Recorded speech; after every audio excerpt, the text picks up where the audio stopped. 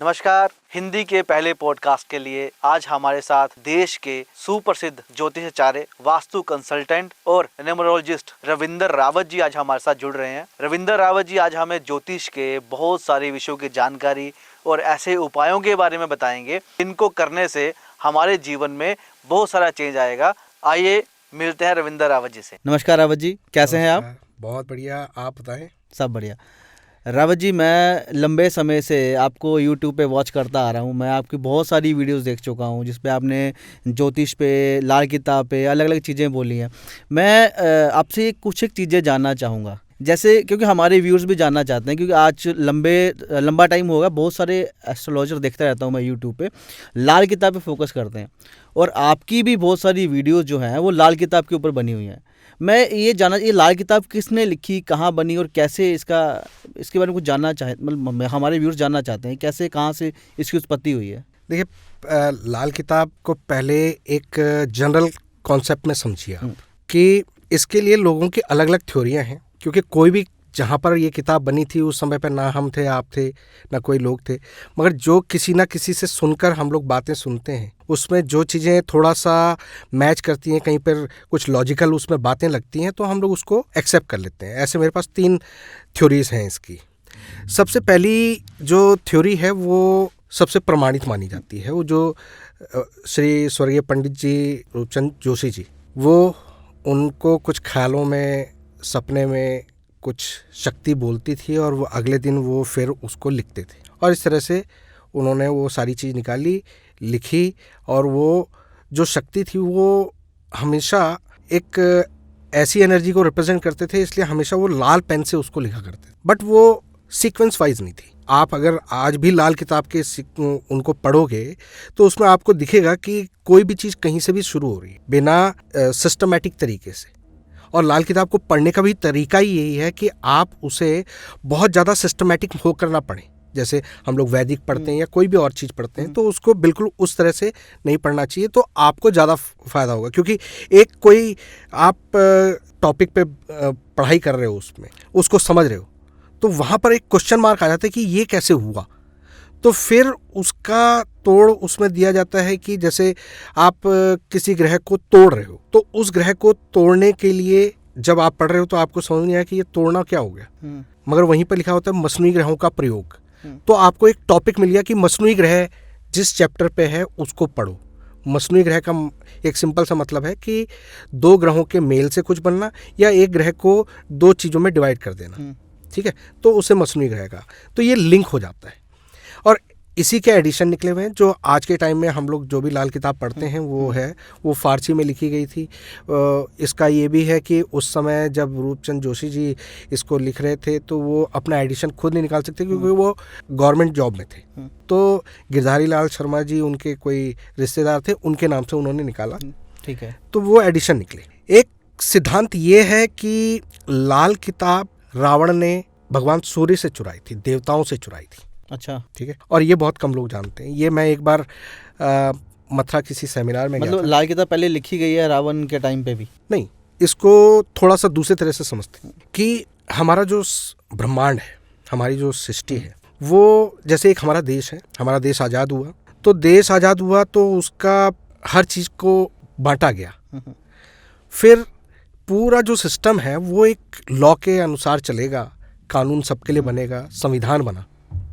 तो ऐसे ही ब्रह्मा विष्णु महेश इन्होंने ग्रहों का निर्माण किया, और जो सूर्यदेव हैं, जो ऊर्जा के मेन स्रोत हैं, उनको ये काम दिया कि आप बनाओगे। अब सूर्यदेव के जो सारथी हैं, रथ है, जो आपने देखा होगा वो 7 घोड़ों का रथ होता है, हाँ। ठीक है।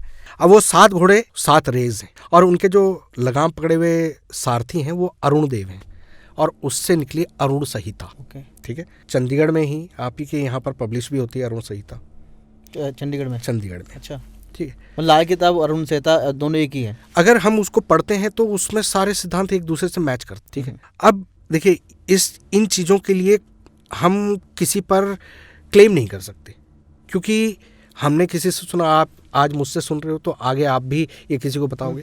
लेकिन मेन बात है कि जो भी कार्य हो रहा है, जो भी हम चीज़ें पढ़ रहे हैं, उसका एक लॉजिक हमें पता होना चाहिए। और लॉजिक पता जब मैं इन चीज़ों में आया तो मैंने थोड़ा सा ये सोचा कि हमारे ज्योतिष को अक्सर क्रिटिसाइज किया जाता है कि ये तो अंधविश्वास है और ये सारी चीज़ें हैं। तो जब लाल किताब का ये सूर्य वाला सिद्धांत मैंने समझा तो मेरे को बहुत चीज़ें हिट हुई और हमारे साइंस से पता चला। अच्छा, कनेक्टेड है बिल्कुल। आपने बचपन में साइंस और लाल किताब आपस में। हाँ, आपने बचपन में विबग्योर पढ़ा है? हाँ। सन की 7 रेजेस। जब हम उसको प्रिज्म से डालते हैं तो जो सबसे ऊपर की रेज होती है वो रेड होती है, फिर ऑरेंज, फिर येलो, ग्रीन, इस तरह से चलती हैं। रेड रेज के ऊपर से एक रे निकलती है, वो इंफ्रारेड रेज होती है, जिसे केतु कहा गया। ठीक है। और जो सबसे लास्ट का कलर है डार्क ब्लू, उसके नीचे का जो कलर आता है वो अल्ट्रा वायलेट रेज है, जो राहु है। अब आप ये देखिए कि जब प्रिज्म से हमने बचपन में पढ़ा है कि रेजेस की लेंथ होती है। अब प्रिज्म से जब हम लेंथ को करते हैं तो रेड रेस की लेंथ सबसे छोटी होती है। हमें बचपन में पढ़ाया था ना, एक छोटी सी पेंसिल नहीं टूटती, लेकिन वही बढ़िया कोई लोहा भी हो जाएगा तो वो मुड़ जाएगा। यानी जिसकी लेंथ ज़्यादा लंबी होगी उसमें लचक आ जाएगी। तो जो नीचे के रेजेस हैं, यानी शनि के, शुक्र के और राहु के, वो रेजेस बहुत लचीले होते हैं, इसलिए उनके उपाय करके हमें टाइम मिल जाता है। उपाय करने में वो लंबे टाइम तक हमारे साथ जुड़े रहते हैं, तो हम उसे उपाय के ज़रिए मिनिमाइज कर सकते हैं। ठीक है। जब हम चर्चा कर रहे हैं कि लाल किताब के सिद्धांतों की या लाल किताब कैसे बनी, तो जिस सिद्धांत पे मैं बात कर रहा हूँ उसमें ये बात आई कि आपको मालूम होगा, जब भी आपने इंद्रजीत की बात सुनी होगी, मेघनाथ रावण के पुत्र, रावण ने 9 ग्रहों को अपने कब्जे में किया हुआ था। यस। तो उस समय यही बात थी कि लाल किताब वाली जो विद्या है, इसमें शिफ्टिंग का अरेंजमेंट है कि आप इस ग्रह को यहाँ से यहाँ शिफ्ट कर सकते हो, इसका प्रतिबिंब उस जगह से इसकी रेजेस को उधर ट्रांसफर कर सकते हो। ये एक कला है। कोई भी आज के टाइम पे भी अपने ग्रहों को एक घर से उठा के दूसरे घर पे शिफ्ट कर सकता है, ऐसा पद्धति है इसमें। अच्छा। मगर उसकी लिमिटेशन है, उसकी एक ग्रामर है। हम लोग तो सोचते हैं ना कि आज हमने मंदिर में कुछ भी पहुंचा दिया तो सारे ग्रह सेकंड हाउस में हो गए। ऐसा नहीं होता, कुछ उसके रूल्स रेगुलेशंस हैं, बट आम तौर पर ये समझा जाता है। ठीक है। तो रावण ने उस समय 9 ग्रहों को अपने कंट्रोल में कर लिया। तो रावण ऐसा थोड़ी ना, ये तो हमको एक कथा के रूप में बताया गया है, लेकिन उन रेजेस को, क्योंकि रावण बुद्धिमान था, पंडित था, शास्त्र का ज्ञान रखता था, वेदों का ज्ञाता था, तो उसने उस समय सूर्य के द्वारा जो पूरे ब्रह्मांड के लिए संविधान बनाया या एक ग्रंथ बनाया, जिसमें आयुर्वेद भी था, नाड़ी, हस्तरेखा, ज्योतिष, रत्न, जितनी भी नॉलेज हो सकती है, चाहे वो हमारे सर्जरी को लेकर हो, चाहे किसी भी चीज़ को लेकर हो, तो वो सारा ज्ञान था उसमें। रावण ने वो सब छीन लिया। जब देवताओं पर आक्रमण किया, वो छीनकर उसने अपने वहाँ पर वो किया और उसको पढ़ा।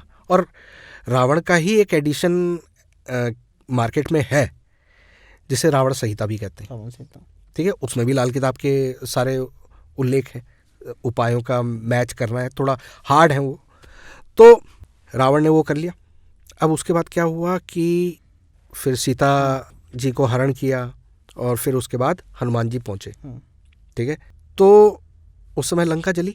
सारे, जब कहीं कुछ जलाया जाता है, लूटपाट होती है, तो सब कुछ बिखर जाता है। तो बहुत सारी चीज़ें बिखर गई। जो ताड़ पत्र का विधान था वो साउथ में रह गया।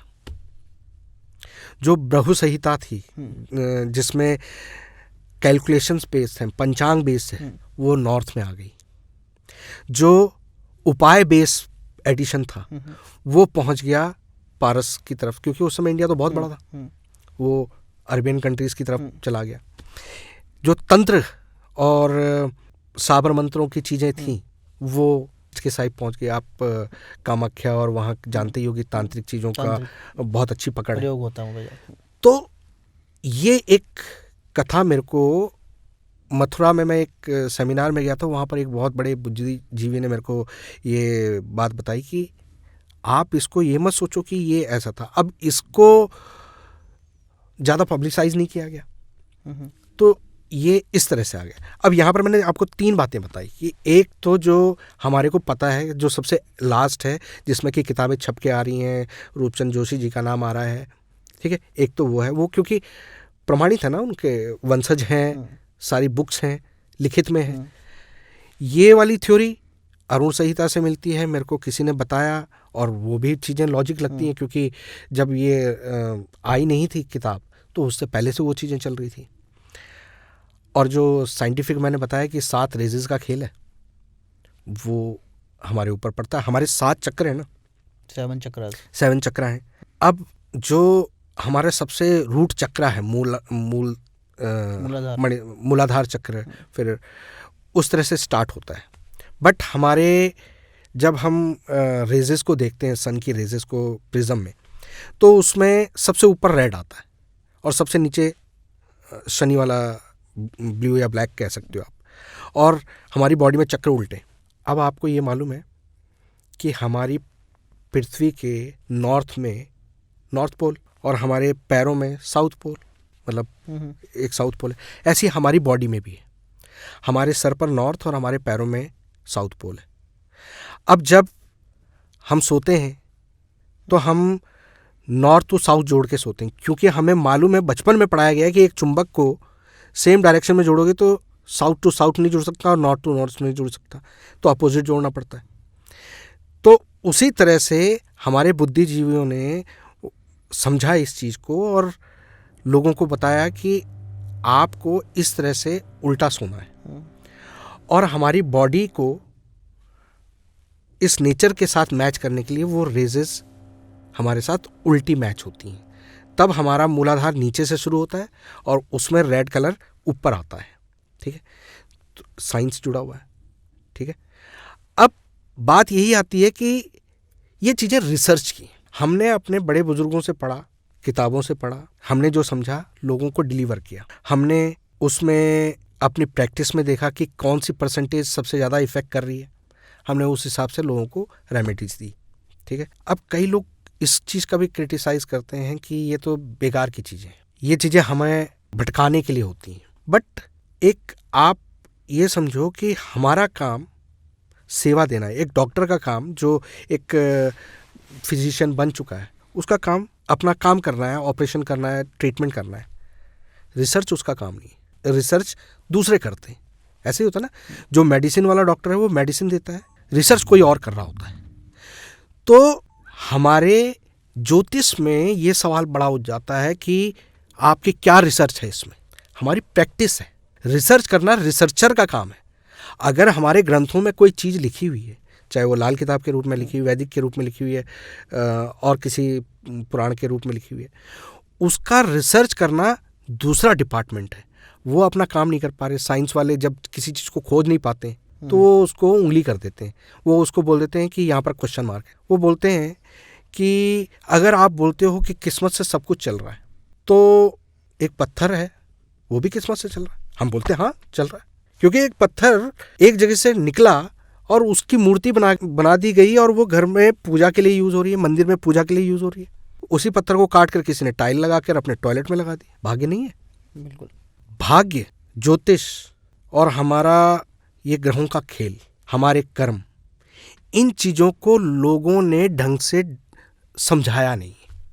पहली बात तो मैं ये मानता हूँ कि ज्योतिष जो है ना, ये हमारे लिए एक नेविगेटर का काम करता है, एक सड़क पर चलते हुए साइन बोर्ड की तरह है, जो आपको बताता है कि लुधियाना इस तरफ है, चंडीगढ़ इस तरफ है, देहरादून इस तरफ है। अब आप बोर्ड पे टंग जाओगे तो कभी पहुंचोगे? वो सिर्फ आपको एक दिशा दे रहा है। आपसे चर्चा कर रहा था कि नेविगेशन का, तो ज्योतिष एक नेविगेशन का काम करती है। और ज्योतिष को अगर हम ये समझ लें कि जो ज्योतिष के मेन आधार है वो 5 तत्वों से है। हम 5 तत्वों से बने हुए हैं और वात पित्त कफ ये तीनों चीज़ें हमारे अंदर होती हैं। हमारा जो ब्रह्मांड है ना, हमारी जो ये सृष्टि बनी हुई है, ये बिल्कुल उससे कनेक्टेड है। अब इसको साइंटिफिक तरीके से देखो या हमारे पौराणिक ग्रंथों में इसकी चर्चा देखो। अगर जब आप इसको एक सिस्टमेटिक तरीके से पढ़ेंगे ना, तो आपको क्लियर होगा कि ये कितना पावरफुल हमारा सिद्धांत है कि हम जो एक छोटा सा अंश है उस परमात्मा का, जिसका परमात्मा जिसे हम सबसे बड़ी आत्मा कहते हैं, उस परमात्मा का एक अंश आत्मा हमारे अंदर है। ये पृथ्वी, ये सृष्टि हमारी 5 तत्वों से बनी हुई है और वही 5 तत्वों से हम बने हुए हैं। इनमें जब भी कहीं ना कहीं इनबैलेंस होता है तो हमारे जीवन में उससे संबंधित कष्ट आते हैं। अब उन कष्टों को कंट्रोल करने के लिए, उन चीज़ों को कंट्रोल करने के लिए हम दैनिक लाइफ में, चाहे हम ज्योतिष को माने या ना माने, हम रोज उपाय करते हैं। आजकल मौसम चेंज हो रहा है, जुकाम खांसी लग रही है, आप एंटीबायोटिक लेते हैं, उस जुकाम खांसी को दूर करते हैं। आपने देखा होगा कि जो बच्चे होते हैं और जो बुजुर्ग होते हैं, उनका हमेशा कफ बढ़ा हुआ होता है, इसलिए बच्चे 16-18 घंटे तक सो पाते हैं। मतलब ये ग्रहों से रिलेटेड है, कफ का बढ़ना और पित्त का बढ़ना, ये सब ग्रहों से है। ये जैसे मैंने बताया ना कि नेचर हमारे साथ कनेक्टेड है। अब मैं इसको दूसरे तरह से समझाता हूँ। आप 5 तत्व क्या बोलते हैं? भूमि, गगन, जल, आकाश, वायु और नीर। इनके पहले पहले अक्षर जोड़ दोगे तो ये भगवान बन गएगा। अब भगवान जो परमात्मा है, उसका एक अंश हम है, हम भी भगवान है, यानी हमारा ये शरीर भगवान की देन है। जब इसके अंदर हमारी जो आत्मा होती है वो होती है तो ये जीवित कहलाती है। ऐसे ही हमारा ये वर्ल्ड, हमारा ये सृष्टि, हमारा ये पूरा ब्रह्मांड जीवित है जब तक परमात्मा है। रावत जी, मैं कुछ एक चीज़ें आपसे पूछना चाहूँगा कि आज के युग में ऐसे बहुत सारे एस्ट्रोलॉजर जो मैं टीवी पे, सोशल मीडिया पे देखता हूँ कि बार बार लोगों को डराते हैं कि राहु शुरू हो गया तो आपकी ज़िंदगी में ये हो जाएगा, राहु शुरू हो गया आप बर्बाद हो जाओगे। क्या ऐसा राहु का नाम लेकर लोगों को डराया क्यों जाता है, और राहु, बुरे राहु को हम लोग कैसे कंट्रोल में कर सकते हैं? देखिए रजत जी, सबसे बड़ी बात यह है कि जब आपके पास किसी चीज़ का नॉलेज नहीं होता तो आप कंफ्यूज हो जाते हैं और दूसरे पर रिलाय करने के लिए मजबूर हो जाते हैं। ऐसा नहीं है कि राहु खराब नहीं करता, क्योंकि राहु का जो नेचर है वो बिजली है। बिजली, करंट लगना, पावर, ठीक है। राहु का जो नेचर है वो अचानक है, सरप्राइज है। अब जब राहु खराब होगा, आपने किसी भी तरह से खराब किया उसको, तो आपको इन चीज़ों को फेस करना पड़ेगा। और ज़्यादातर जो एक्सीडेंट्स होते हैं, अचानक नुकसान हो जाता है, चोरी हो जाती है, पैसे गिर जाते हैं, आप बाथरूम में फिसल गए, छत से गिर गए, ये जितनी भी चीज़ें ये सब अचानक हो रही हैं, ये राहु की नेचर है। सडनली जिंदगी में कुछ ऐसी चीज़ें, घटनाएं होनी, ये राहु है। ये सरप्राइज जो भी है वो राहु है। क्योंकि राहु बिजली की तरह होता है, सबसे फास्टेस्ट वही होता है। अब हमारे दिमाग में जो विचार है ना, वो भी राहु है। आइडिया को हमेशा आप देखते होंगे सोशल मीडिया में ही एक बल्ब की तरह से शो किया जाता है ना। राहु पावर है, राहु बिजली है, और राहु पावर हाउस को रिप्रेजेंट करता है। इसलिए जो हमारा पराक्रम होता है ना, थर्ड हाउस, कुंडली का जो थर्ड हाउस होता है, हमारे बाजू, हमारे कंधे, इनको रिप्रेजेंट करता है, छाती को रिप्रेजेंट करता है, वहां पर राहु को उच्च माना जाता है। इंसान जब अपने राहु को ठीक कर लेता है तो थर्ड हाउस ही हमारी सोशल कनेक्टिविटी को रिप्रेजेंट करता है। इन राहु को ठीक करने के उपाय कैसे, मतलब उपाय करके ठीक हो सकता है, या नॉर्मल लाइफ में कुछ ऐसा करें जिससे राहु ठीक हो सके? ऐसी कौन सी चीज़ें हैं? देखिए, जब मैंने आपको पहले बताया कि हमारे रेजेस की जब बात आती है तो राहु एक अल्ट्रा वायलेट रेज है। जब हम राहु को और डीप से समझते हैं तो राहु ना बुध के अंदर बुध के दायरे में एक राहु और एक बृहस्पति का अंश मिलता है, यानी राहु और बृहस्पति के मिलने से, यानी बृहस्पति यानी टीचर और राहु यानी किताबें, ज्ञान, इन दोनों का मेल आपकी बुद्धि को डिस्कवर करता है। मुझे एक बात पूछनी है कि क्या राहु कुंडली के हर घर में बुरा फल देता है क्या? कहीं उच्च का भी है क्या? हर किसी को बुरा फल देता है? किसी को कुंडली में हाइट पे भी लेके जाता है क्या? देखिए, हर ग्रह की यही कहानी होती है कि अगर वो देने पे आता है तो बहुत अच्छे से देता है, और किसी को नुकसान देता है तो वो बहुत बुरा देता है। राहु की जब हम बात करते हैं तो जो हमारे 12 ग्रह हैं ना, उसमें उनकी तासीर को समझना होता है। 12 जो हमारा कुंडली का पहला घर है वो हमारे जीवन का इंजन है। अब इंजन में राहु को बैठा दिया, यानी ड्राइवर आपका राहु है।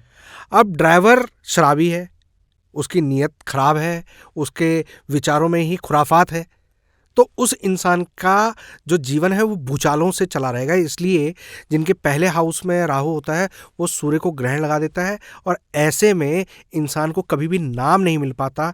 वो 99 पर क्लीन बोल्ड हो जाता है, और अपने शरीर को लेकर कभी इस चीज़ से परेशान, कभी उस चीज़ से परेशान, अचानक एक्सीडेंट, अचानक कोई एलिगेशन लग जाना, क्योंकि सूर्य को खराब कर रहा है। हेल्थ इश्यूज लगातार रहते हैं। हेल्थ इशू के साथ साथ मानहानि, कोर्ट केस और वीरानगी, यानी एक तन्हाई, यानी डिप्रेशन वाली स्थिति में आ जाता है वो। तो इसे कई बार हम लोग कहते हैं पागल खाना, जेल खाना, दवा खाना, ऐसी स्थितियों तक पहुंचा देता है राहु अगर फर्स्ट हाउस में खराब होता है तो ऐसे इस स्थिति में क्या वो बंदे को क्या उपाय करने चाहिए कि वो पागल खाने से, हॉस्पिटल से, इन चीज़ों से बच सके? ऐसा इसकी कोई उपाय भी है क्या? बिल्कुल, उपाय तो हर चीज़ के होते हैं। लाल किताब उपायों के लिए ही बनी हुई है। अगर आप इसको समझो तो सबसे पहले आपको राहु यानी ग्रहण लगाने वाली चीज़, जो राहु को, सूर्य को ग्रहण लगा रही है, पहले तो खाली पेट नहीं रहना है। दूसरा, जितना रूटीन को फॉलो करेंगे, सुबह टाइम से उठे, टाइम से सोए, यानी सूर्य को मजबूत किया। अब राहु को कंट्रोल करना है तो 1 किलो जौ और 1 किलो गेहूं ये धर्म स्थान पर देंगे तो इन दोनों का झगड़ा धर्म स्थान पर जाकर हर कोई ग्रह नतमस्तक हो जाता है। तो इसी तरह से राहु और सूर्य का झगड़ा यहाँ पर कंट्रोल हो जाता है। तो ये उपाय क्या सिर्फ राहु एक वाले ही कर सकते हैं क्या? अलग अलग राहु वाले भी कर सकते हैं? नहीं, ये केवल पहले हाउस के राहु के लिए है। इसी प्रकार दूसरे हाउस के राहु के लिए, अब दूसरे हाउस में राहु यहाँ पर ये धर्मी हो जाते हैं, यानी जिस तरह से हमने मंदिर में राहु का वो किया तो धर्मी बनाया, तो यहाँ पर ऑलरेडी धर्मी है। लेकिन ऐसा इंसान अपनी वाणी पर कंट्रोल नहीं करता है, या अपने जीभ के चस्के को ठीक नहीं रखता, गालियां देता है, तंबाकू खाता है, सिगरेट पीता है, दारू शराब इन चीज़ों में लगा रहता है, तो उसका राहु उसने खुद खराब कर लिया। ऐसे में आपने एक हम लोगों की बड़ी एक रिचुअल वो देखी होगी कि हम धर्म स्थान पर सफाई करते हैं, धर्म स्थान पर सफाई का सामान दान करते हैं, वहाँ पर झाड़ू लगाते हैं, वहाँ पर लोगों के जूते पॉलिश करते हैं। ये उपाय राहु के लिए नहीं। अगर इसको नहीं करेगा सेकंड हाउस के राहु वाला इंसान तो उसे भीख मांगने वाली स्थिति आ जाती है। अच्छा, तो इसका उपाय क्या रहता है? आप जब भी जाओ कहीं धर्म स्थान पर तो वहाँ अपनी क्षमता से जो भी सफाई की चीज़ें होती हैं, जैसे हार्पिक हो गया, झाड़ू हो गया, जो चीज़ें भी सफाई में यूज होती हैं, खुद वहाँ पर जाके टॉयलेट साफ कर लो। ये राहु का उपाय हो गया। तो तीसरे हाउस के राहु की बात करें तो तीसरा हाउस जो होता है पराक्रम का होता है, हमारे सोशल कनेक्शंस का होता है, हमारे भाई बंधुओं का होता है। अब यहाँ पर राहु आते हैं तो राहु बिजली है और ये पावर हाउस है, तो पावर को रिप्रेजेंट करता है, यानी हमारी इलेक्ट्रॉनिक्स जितनी भी कनेक्शंस हैं, ये जो सोशल मीडिया आज हम ब्रॉडकास्ट भी कर रहे हैं, तो ये सब राहु की देन है। बट आप ये जानते ही है ना कि पॉडकास्ट जो हम लोग कर रहे हैं ये सारा राहु के उसके अंडर आता है जी। इसी से इंसान ख्याति भी प्राप्त कर लेता है, सोशल मीडिया से इंसान फेमस भी हो जाता है और डीफेम भी प्राप्त कर लेता है। तो जो डीफेम में मेरे को फेम मिलेगा या डीफेम मिलेगा? आप राहु को ठीक रखिए। राहु तीसरे हाउस में आमतौर पर अच्छा होता है, यानी पावरफुल होता है। बिजली की जो हमारे घर में सप्लाई हो रही है वो हमारे अच्छे के लिए हो रही है, लेकिन हम उसमें उंगली डालेंगे तो हमारे को करंट लगेगा। तो ये प्रिकॉशंस आपको ध्यान में रखने होते हैं। और सबसे अच्छा तरीका इस घर में राहु को ठीक रखने के लिए, जो आपके लिए भी मैं कहूँगा कि जो भी मीडिया से जुड़े हुए लोग हैं वो आपके आसपास जो भी सफाई कर्मचारी मिलते हैं, जो खासकर आपके पब्लिक जगह पर झाड़ू लगा रहे होते हैं, उनको एक कप चाय पिला दो। अच्छा, उनको झाड़ू सर्व कर दो। इससे राहु ठीक हो जाएंगे। राहु तो ऑलरेडी यहाँ पर ठीक है, वो एक पॉजिटिव वे में, यानी उनका आशीर्वाद आपको मिल जाएगा। जो राहु पावर हाउस है, जो पावर एनर्जी दे रहे हैं, वो आपके लिए पॉजिटिव हो जाएगी। चौथे घर में राहु धर्मी कहलाते हैं, यानी माँ के गोद में आया हुआ बच्चा। शैतान बच्चा जैसा होता है ना कि अपने माँ की गोद में जब आता है तो वो थोड़ी देर छटपटाता है, उसके बाद माँ के गोद में शांत हो जाता है। तो राहु यहाँ पर शांत हो जाता है। लेकिन ऐसा इंसान अपने घर में ना एक बुरी आदत लेकर बैठा होता है जिससे उसका राहु खराब हो जाता है। सबसे पहले तो उसके घर में सिलन आनी शुरू हो जाती है, टॉयलेट बार बार उसके नल के खराब होने शुरू हो जाते हैं। ठीक है, नल का खराब होना मतलब राहु खराब हो रहा है। नलके से क्या निकला, पानी निकला। और ये चौथा घर जो होता है वो चंद्रमा का है, तो पानी की लीकेज हो गई, सीपेज आ गई। स्मेल आती है ना जब सिलन आती है, तो वो जो स्मेल है वो आपके माइंड को, आपके जो ऑर्गन्स हैं उनको इफेक्ट करते हैं। तो वो राहु है। तो उसको कंट्रोल करने का सबसे अच्छा तरीका ये है, सबसे पहले तो आपको अपनी माता के पैर छूकर आशीर्वाद लेते रहना चाहिए कोई भी जरूरी काम करने से पहले। दूसरा कि अपने घर में चेक करिए आप, तो आधे अधूरे पेंट के डब्बे मिलेंगे जिन्हें आपको घर से हटा देना है। जब तक वो पड़े रहेंगे, आप कितने राहु के उपाय करते रहो, आपका भला नहीं हो सकता। और राहु जब जिसके चौथे घर में होता है, उस इंसान को कभी भी टॉयलेट, सीढ़ी, छत ये छिड़वानी नहीं चाहिए। जिस दिन वो छिड़वाएगा उसके बाद उसको कानूनी दिक्कत आ जाएगी, उसको पैसे का लॉस होगा। और सबसे बड़ी बात यह है कि माता को कोई बहुत बड़ी हेल्थ प्रॉब्लम आ जाए।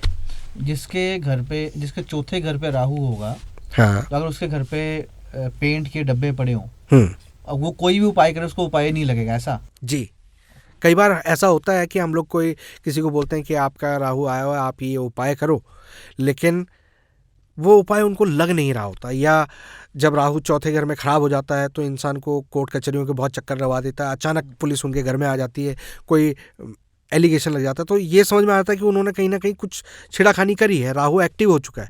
लेकिन उपाय बताया कि आप राहु के जौ जल प्रवाह कर दो या कच्चे कोयले जल प्रवाह कर दो, मगर उसको आराम ही नहीं आ रहा। तो उसका कारण ये होता है कि उसने अपने घर में राहु की चीज़ों को रखा हुआ है, उसको स्थापित किया हुआ है। वो उसमें कोयला भी हो सकता है, उसने कोयले की गठरी रखी हुई है वो घर में, कोयले कभी हवन के लिए यूज़ करे थे और वो पड़े हुए हों, तो वो सब इसका मतलब राहु के जो उपाय से आप ट्रीटमेंट ठीक कर सकते थे, प्रिकॉशन किया ही नहीं तो वो रिजल्ट नहीं मिला। जी, जब राहु को पांचवें घर में हम देखते हैं तो ऐसा इंसान ना बड़ा कैचिंग पावर वाला इंसान होता है। पांचवा घर हमारे विद्या संतान का होता है, तो ऐसे में ये संतान को तो नुकसान पहुंचाता है, यानी गर्भपात होना। संतान आम तौर पर अगर ये राहु यहाँ पर खराब हो जाए ना, तो बिना किसी मेडिकल ट्रीटमेंट के आपके संतान नहीं हो सकती। आप वो क्या चलते हैं आजकल, टेस्ट ट्यूब बेबी ले रहे हैं और IVF वगैरह करवा रहे हैं, वो तक फेल हो जाते हैं जब तक राहु का उपाय नहीं होता। अगर उपाय करें तो ही IVF कामयाब होगा, ऐसे? जी, यहाँ पर यही बात समझने की है कि राहु यहाँ पर पांचवें घर में बैठा है, तो राहु का काम है, राहु तूफान है, भूचाल है, बिजली है, वो तो भूचाल मचाएगा ही। अब वो आपकी पढ़ाई पर, आपके संतान पर पढ़ाई करेगा। अब उस भूचाल को हमने एक्सेप्ट तो करना है, लेकिन रिजल्ट हमारे पास पॉजिटिव आना चाहिए। अगर हमने उसका उपाय नहीं किया, भूचाल तो आएगा ही, लेकिन रिजल्ट भी नेगेटिव आएगा। तो कई लोग हमारे पास आते हैं कि हमने इतना पैसा खर्च कर दिया, ये सब कुछ, तो उन्होंने राहु का पहले इलाज ही नहीं किया।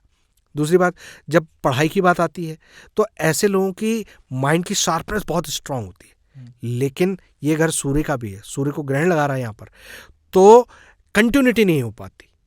ऐसे बच्चे खेल जो खिलौने होते हैं उनको तोड़कर खोलकर सीख जाते हैं, लेकिन जो एक सिस्टमेटिक तरीका होता है पढ़ाई का, रेगुलर रूटीन की पढ़ाई, उसमें वो लोग लैग करते हैं।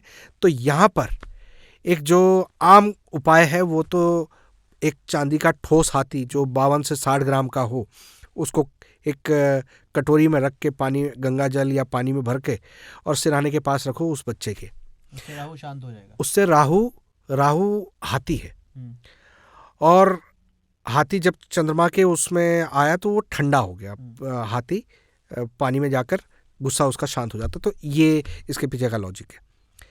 जब हम 6th हाउस की बात करते हैं तो 6th हाउस में राहु को मौत के फंदे को काटने वाला हाथी बोला गया, दमदार हाथी। यानी आप पर कोई भी मुसीबत आ जाएगी तो ये बचाएगा, हर तरह से जीत दिलाएगा। लेकिन इसमें एक लू पॉइंट है, वो बोलता है पहले फंसाऊंगा, अच्छा, फिर जीत दिलाऊंगा। कई लोग आपने देखे होंगे ना, वो कोई भी उल्टा काम कर दें, किसी भी तरीके से कर दें, उनके काम हो जाते हैं, और हम लोग सीधे सीधे तरीके भी चल रहे होते हैं, हमारे पास पूरे एविडेंस होते हैं, सारी चीज़ें हमारी पक्की होती हैं, तब भी वो। तो 6th हाउस के राहु वाले से आम तौर पर किसी को झगड़ा करना नहीं चाहिए, क्योंकि लास्ट में उसकी जीत होनी, चाहे वो गलती क्यों ना हो। मतलब राहु इतना मजबूत है कि उसको जीत दिलवाएगा। राहु वो पहरेदार है जिसके हाथ में बंदूक है। अब वो या तो आपको पहरा दे देगा या आप ही को उड़ा देगा। तो ये हमें उसको समझना पड़ता है, उसको अपने हिसाब से काबू रखना पड़ता है। तो 6th हाउस के राहु के लिए सबसे जो इम्पॉर्टेंट चीज़ है कि जब भी वो धूप में निकले तो सन ग्लासेस पहन कर निकले, उसका राहु हमेशा ठीक होगा, उसको पॉजिटिव होगा। लाल किताब में ये उपाय भी है कि आप अपने घर की खिड़कियों के ब्राउन कलर के शीशे लगवा दो, उस पर फिल्म चढ़वा दो, सन जो है उसकी अंदर नहीं आना। हाँ, उसकी एनर्जी राहु को। अब देखिए, आमतौर पर हम सूर्य को मजबूत करना चाहते हैं, बट यहाँ पर राहु मजबूत है तो उसका फायदा उठाना चाहिए। राहु 6 वाला इंसान पॉलिटिक्स में भी बहुत आगे तक जा पाता है। बट वही बात है कि उसको राहु को बेहतर रखना पड़ेगा। जब राहु 7th हाउस में आते हैं ना, तो ये पूरी तरह से लक्ष्मी का धुआं उड़ा देते हैं। लक्ष्मी कौन है? हमारी पत्नी, हमारे घर गृहस्थी, हमारा पैसा, यानी शुक्र का पूरा बैंड बजा देना। अब शादी को डिस्टर्ब करेंगे, शादी को भी डिस्टर्ब करेगा, आपके आराम को भी डिस्टर्ब करेगा। आपने एक नई गाड़ी खरीदी, जब तक उस पर एक इंडिकेटर पे चोट नहीं आ जाएगी, वो टूट नहीं जाएगा कुछ तक, तब तक राहु शांत नहीं होगा, वो बार बार आपका एक्सीडेंट करवाने के चक्कर में रहेगा। इसका सबसे अच्छा तरीका ये है, आप अपने एक कोई चीज डेंट लग रहा है ना, नई चीज को लगाकर छोड़ दो, आपका राहु नहीं करवानी चाहिए। हाँ, तो वो काफी हद तक आपके लिए आगे के लिए दिक्कत नहीं करेगा। बाकी अगर गृहस्थी में दिक्कत आ रही है तो यहाँ पर नीले फूल का उपाय किया जा सकता है। पत्नी के वजन के बराबर हरी चरी दान करी जा सकती है, मगर नीले फूल का उपाय बहुत कारगर होता है। 43 दिन एक ब्लू फ्लावर ऑर्चिड वाला, वो पत्नी अपने सर से एंटी क्लॉक वार के टॉयलेट में फ्लश कर दे या वीराने में दबाए। वैसे वीराने में दबाना ज़्यादा फ्रूटफुल होता है। लगातार 43 दिन बिना नागा किए, यानी बीच में एक भी गैप नहीं, वीराने में जाके दबाना चाहिए जी, सुनसान जगह पे जी। और जो समय होता है वो भी राहु का समय लेना होता है, संध्या समय, यानी सूर्य अस्त होने के बाद का समय, तो वो आपके लिए अच्छा होता है। 8th हाउस के राहु की बात करें तो ये लाल किताब में बड़ा इसके लिए बोला गया है कि कड़वा धुआं या झूले से जिंदगी। एक तो ऐसे लोगों के घर में ना झूला मिल जाता है, बांसुरी मिलती है, लड्डू गोपाल मिल जाते हैं, टॉयलेट की कुंडी खराब होती है, टॉयलेट के दरवाजे आवाज़ करते हैं, जो कि इनके लिए नेगेटिव है। सिलन आता, ये सब कुछ इनके लिए नेगेटिव है। राहु यहाँ पर हर 6-7 साल के बाद आपको फिर जितना आप आगे बढ़े उतना पीछे ले आते हैं। दम घुटने लगता है, इंसान ऐसे परिस्थितियों से घूमता है। एक तरफ से आपको दुश्मन हरा रहा है, दूसरी तरफ से कोर्ट ने भी आपको कोई ऑर्डर नेगेटिव पास कर दिया है, इधर से हेल्थ की प्रॉब्लम आ रही है, उधर से बच्चे बिगड़ रहे हैं, यानी चारों तरफ से आप गिर जाते हो, यानी एकदम दम घुटने लगता है। ऐसी स्थिति आती है 8वें राहु के लिए। और 8वें घर का राहु इतना बुरा है, 8वें घर के राहु इतना बुरा है। अब 8वें घर के राहु को कंट्रोल करने का सबसे अच्छा तरीका ये है कि मंगल और शनि की मदद ले ली जाए। जौ जो राहु है उसको लाल कपड़े में गौमूत्र के छींटे मारकर बांध कर घर में ही कहीं पर अंधेरी जगह पे वजन से दबा कर रख दो। राहु दबा रहेगा, शांत रहेगा। फिर नुकसान तो वो आपकी जो भी परेशानी आ रही थी ना उसको इमीडिएट आपको कंट्रोल कर देगा। उसके बाद आपने अपनी तरफ से ध्यान रखना है कि राहु को आप खराब ना करें, और महीने, सवा महीने, 2 महीने में वो उस खराब हो जाते हैं तो उसको बाहर फेंक दें और दूसरा फिर दोबारा से रख दें। तो ये एक राहु को कंट्रोल करने का तरीका 8वें घर के लिए। अब हम बात करते हैं 9th हाउस के राहु के बारे में। तो ये यहाँ पर ग्रहण योग बना देता है बृहस्पति के लिए, यानी बृहस्पति को खराब कर देता है। ऐसा इंसान नास्तिक बन जाता है, और जितने भी जो तर्कशील लोग होते हैं, लॉजिकल लोग होते हैं, वो 9th राहु वाले होते हैं। मगर इसका नेगेटिव पॉइंट भी है कि ये इंसान को पागल बना देता है। 9th हाउस वाला राहु अगर इसको ढंग से मेंटेन नहीं किया तो इंसान डिप्रेशन के हद में, नशा या अपने उस डिप्रेशन को दूर करने के लिए ड्रग्स तक लेना शुरू कर देता है, और अपने कुल, अपने जो बड़े बुजुर्गों के रीति रिवाज हैं उनको बिल्कुल बायकॉट कर देता है। होते ना कई लोग, आपने देखे होंगे। तो ये राहु के नेगेटिव होने की निशानी है। ऐसे में इस राहु के लिए बोला गया है कि आप किसी भी कोड़ी आश्रम में जाकर उन्हें चारपाई दान करो। आजकल फोल्डिंग चारपाई आती है, वो आप दान करते रहो। साल में एक बार कर दोगे वही काफी है। राहु बिल्कुल ठीक हो जाएगा। हाँ, देखो ना, कोड़ी लोग जो हैं वो राहु की चीजें हैं, वो राहु के जीव हैं वो। अब कुष्ठ रोगियों को जब आप चारपाई दे रहे हो तो उनको आराम की जगह दे रहे हो आप, ठीक है। तो ये एक बात आ जाती है। 10th हाउस का राहु, मेरा भी 10th हाउस में है, तो आप आईपीएस बन सकते थे। लेकिन 10th हाउस को, राहु को जिसने समझ लिया तो योगियों में अलंकार, और जो नहीं समझ पाया केवल बेकार। अच्छा।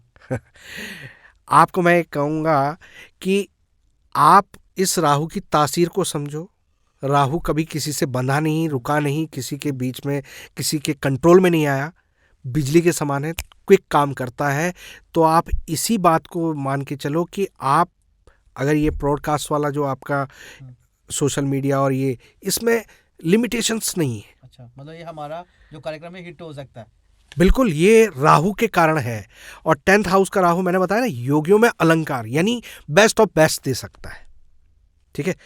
इसको आपको समझना चाहिए, जितने एक्सपेरिमेंट करते हैं। इसलिए 10th हाउस के राहु के लिए बोला गया है कि अगर ये खराबी होती है तो इंसान एक जगह पर टिक नहीं पाता, जबकि ये खराबी नहीं है, ये उसका नेचर है। अगर आप काम ऐसा कर लेते हैं जिसमें रोज कुछ नया अपने आप से कंपटीशन है, तो आप जीत सकते हैं। आईएएस, आईपीएस, ये योगियों में अलंकार है। तो आपकी ये गुण है, और इस राहु से निजात पाने के लिए एक बहुत सिंपल सा उपाय है कि अपने सर को ढक कर रखो। जब भी बाहर जाओ तो सर को ढक के रखो।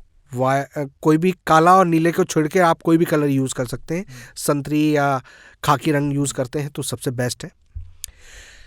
यहां पर 1 किलो जौ अगर आप दूध के छींटे मारकर लाल कपड़े में बांध के अंधेरी जगह पर रखते हैं तो इस राहु की शरारत आपको कहीं डिस्टर्ब नहीं होने देगी। तो ये उपाय आप लाइफ लॉन्ग करते रहना, बहुत फायदा मिलेगा। जब 11वें घर की राहु की बात करते हैं तो इसके पास ना 11 गुना पावर होती है। 11 गुना अच्छा या बुरा फल दे सकता है। बट यहां पर राहु ये बोलता है कि ये जो नकली सोना चढ़ा हुआ होता है ना, कोई चीज, नकली सोना जो आजकल पॉलिश चढ़ा हुआ, ये वो है। इंसान नकली मुखौटा पहने हुए होता है। उसके जीवन में क्या होता है, जैसे एक दिन रोटी, 4 दिन बोटी। बोटी का शौक चढ़ गया, बोटी खत्म, रोटी। तो उसकी लाइफ में कोई भी चीज, खासकर इनकम, क्योंकि ये इनकम का घर है, तो वो ऐसी पोजीशन पर होती है, वो कंटिन्यूटी में नहीं रहती, और उसी से सबसे ज्यादा वो कर्जाई हो जाता है। ऐसे इंसान को हमेशा एक बात तो ध्यान रखनी चाहिए कि अपने शरीर पर आर्टिफिशियल कुछ भी ना पहने। ब्लू कलर राहु की चीज़ें जितनी अवॉइड कर सकता है वो अच्छा है। नहीं यूज करनी चाहिए। हाँ, नीलम नहीं पहनना चाहिए ऐसे लोगों को, शरीर पर लोहा धारण नहीं करना चाहिए। अगर ये इंसान शरीर पर लोहा धारण कर, मैंने कई बार ऐसा देखा है कि वर्ष कुंडली में राहु आया हुआ है 11th हाउस में, उस साल इंसान को शौक चढ़ जाता है, वो एक जगह से कहीं से स्टील का या लोहे का कड़ा पहन लेता है और उसके बाद अचानक वो पता चलता है अपने मोड़ से मुड़ा, वहाँ सामने पुलिस वाले थे, उससे झगड़ा कर लिया और वो लंबा चला गया। अच्छा, ऐसे इतना- केस इतना- इतना घर बड़ा। बैठे हुए प्रॉब्लम आ जाती है, आप समझ ही नहीं पाओगे कि हुआ क्या, सरप्राइज। क्योंकि जब भी अच्छा देगा तो 11 गुना देगा, तो बुरा भी देगा तो 11 गुना देगा। तो इस राहु को बहुत सेंसिटिव मानकर चलना चाहिए। अब जब 12वें घर में राहु आते हैं तो ये तो शेख चिल्ली है, 12वें घर का राहु। सपनों की दुनिया में जीने वाला। ऐसा इंसान रात को जागता है और दिन में सोता है।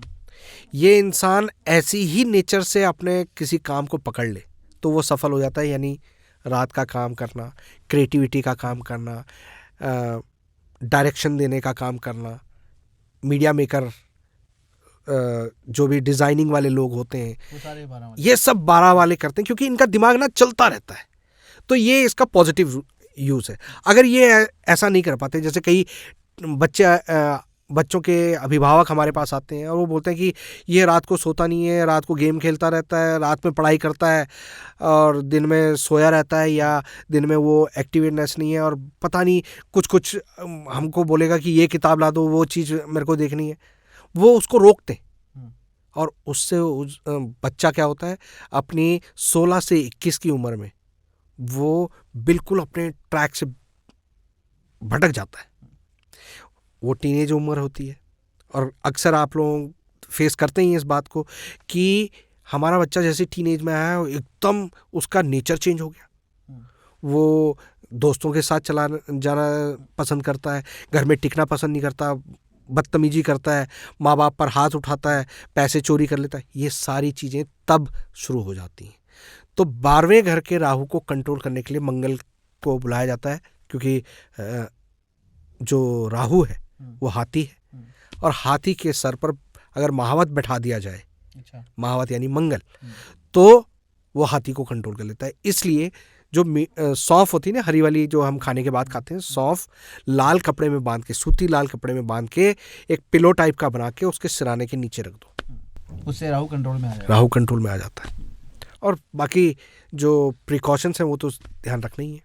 मेरे दिमाग में ना एक बहुत सारे क्वेश्चन अभी आपसे चर्चा हो रही है, तो बहुत सी चीज़ें चल रही हैं।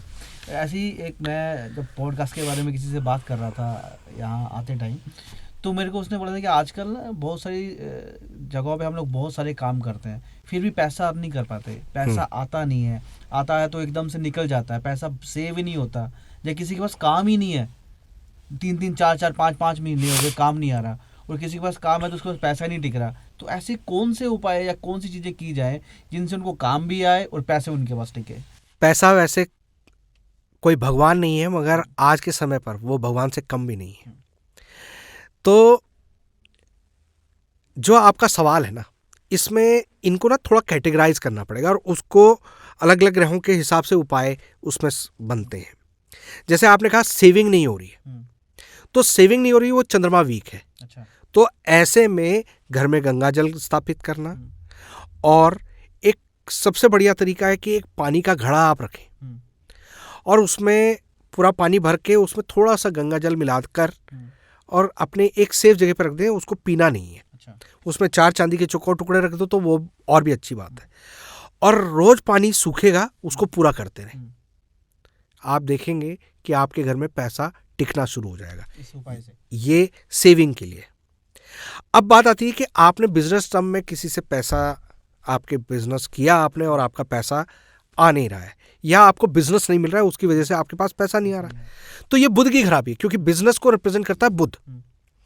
अब यहाँ पर मूंग साबुत, आप एक मुट्ठी मूंग साबुत को एक कटोरी में अपने सिराने के पास रात को भिगाने के लिए रख लो, थोड़ा सा उसमें फिटकरी भी ला दो तो और भी अच्छी बात है, और सुबह जब वो थोड़े से फूल जाएंगे, नरम हो जाएंगे, उनको घर के बाहर आप पक्षियों को डालना शुरू कर दो। घर के बाहर कहीं भी, मंदिर में भी, या किसी जगह पे जाकर? नहीं, पार्क वार्क में जहाँ पे पक्षी वगैरह आते हैं आराम से आते हैं, झुंड बैठता है। अगर ये पक्षी मंदिर में आते हो तो क्या मंदिर में नहीं कर सकते क्या? मंदिर में करते हैं तो उसका थोड़ा सा भाव बदल जाता है, क्योंकि वो सेकंड हाउस को रिप्रेजेंट करता है। करने को किया जा सकता है, मगर सबसे बेस्ट है कि जहाँ पर भी पक्षियों का झुंड बैठता हो, चाहे वो पार्क की मुंडेर पे हो, मंदिर की मुंडेर पे हो, कहीं पे भी, मगर अपने घर पे नहीं करना। ठीक है। एक बात आती है कि आपने किसी को पैसा दिया तो वो आपका कोई भाई साहब हो सकता है, बहन जी हो सकती है, दोस्त हो सकता है, कुछ भी हो सकता है। वो मंगल की कैटेगरी में आ गया, क्योंकि वहाँ पर एक रिलेशन आ जाता है।